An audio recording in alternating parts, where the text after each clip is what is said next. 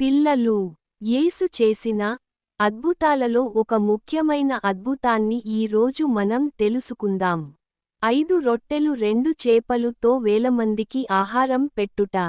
ఒక రోజు, యేసు ప్రభువు, దేవుని మాటలు చెప్పడానికి, కొండ మీద కూర్చున్నారు.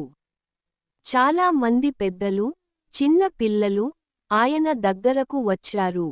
రోజంతా యేసయ్య బోధలతో గడిచిపోయింది. ప్రజలందరికీ ఆకలేసింది. శిష్యులు, యేసు దగ్గరకు వచ్చి, ప్రభూ, వీరికి తినడానికి ఏమీ లేదు అన్నారు. అప్పుడు, ఒక చిన్న బాలుడు ముందుకు వచ్చాడు.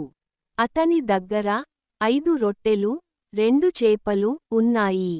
అతడు సంతోషంగా యేసుకు ఇచ్చాడు. యేసు ఆహారాన్ని చేతుల్లో పట్టుకొని, దేవునికి కృతజ్ఞతలు చెప్పారు. అప్పుడు, ఒక అద్భుతం జరిగింది.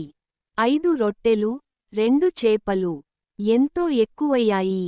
అందరూ తిని సంతోషించారు. అందరూ తిన్న తర్వాత కూడా 12 బుట్టల ఆహారం మిగిలింది. ఇది యేసు చేసిన గొప్ప అద్భుతం.